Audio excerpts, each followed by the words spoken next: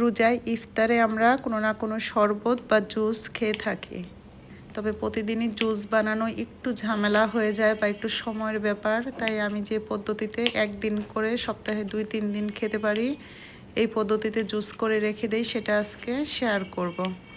আমি এখানে মালটার জুস করে নিচ্ছি। মালটাগুলো খুব ভালো করে পরিষ্কার করে সেটা কেটে টুকরো টুকরো করে নেব। আর মালটার জায়গায় আপনি যে কোনো ফল, কমলা অথবা তরমুজ, ঠিক একই পদ্ধতিতে জুস করে রেখে দিতে পারেন। এখানে আমি মালটাগুলো ছোটো ছোটো টুকরা করে কেটে নিব, কেটে খুব ভালো করে ব্লেন্ড করে নিব।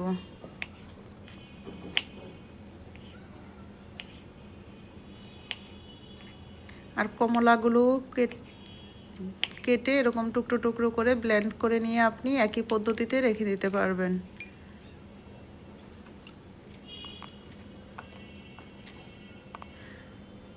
আর সপ্তাহে 2-3 দিনের পরিমাণ মতো কেটে যদি করে রেখে দেওয়া যায়, তাহলে 2-3 দিন জুস তৈরি করা কোনো ঝামেলা হয় না, অল্প সময়ের মধ্যে তৈরি করে নেওয়া যায়। আমি এখানে ব্লেন্ডারে মালটাগুলো দিয়ে তাতে দিয়ে দিচ্ছি লবণ এবং গোলমরিচ দিয়ে খুব ভালো করে ব্লেন্ড করে নিয়েছি। নিয়ে আমি একটি বরফ রাখার বক্সে ছোট ছোট কিউব আকারে রেখে দিব।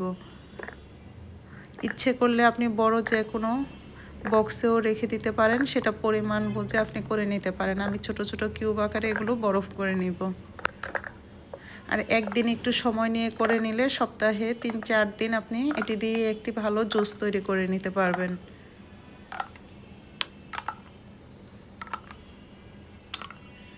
ছোট ছোট কিউব আকারে রেখে ডিপ ফ্রিজে রেখে দেব।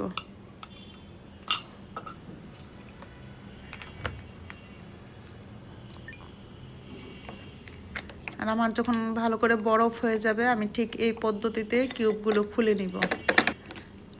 আর খুলে নিয়ে ইফতারের ঠিক 5-10 মিনিট আগে আপনি এটি বের করে নিতে পারেন।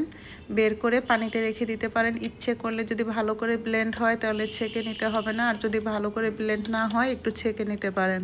আর আমি যেহেতু প্রথম দিকে মিষ্টি জাতীয় কোনো কিছু ব্যবহার করিনি, তাই এখন এখানে যারা মিষ্টি দিয়ে খাবেন তারা একটু চিনি দিয়ে নেবেন, আর যারা নর্মালি খেতে চান তারা এইভাবে খেয়ে নেবেন। ঠিক 2 পদ্ধতিতে আপনি জুসটা তৈরি করে নিতে পারবেন খুব অল্প সময়ের মধ্যে। প্রতিদিনই জুস না করে একদিন করে রেখে দিলে প্রতিদিনের সন্ধ্যায় আপনি এরকম একটি সুস্বাদু জুস তৈরি করে নিতে পারবেন। আর ঠিকই একই পদ্ধতিতে আপনি অন্য জুসগুলি তৈরি করে রেখে দিবেন, তাহলে অনেকটা সময় বেঁচে যাবে এবং ইফতারে একটি মজাদার জুসও তৈরি হয়ে যাবে। হয়ে গেল মালটার জুস।